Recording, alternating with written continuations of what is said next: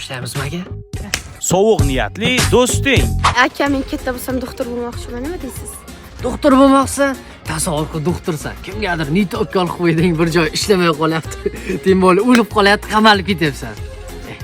To'xta. Sandan mol doktor ham chiqmagan-ku. Yo'qoling aka. Samek, bekorchi yurisham jonga tegdi. Trading qilib, soqqa qilmaymizmi? Zo'r bo'ladi aka, tasavvur qiling. Tradingga kiryapmiz, $100,000 tikamiz, $100,000 minusga ketyapti aka. Pochkalarimizni sotib qarzdan qutula olmayapmiz. Qalay bo'ladi? Saman bitta Malibu olmoqchiman, nima deysan?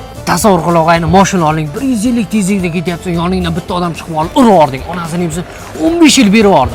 Qamoqdan chiqyapsan, o'sha chiqquningcha xotining boshqasi bilan yurib ketib qolgan.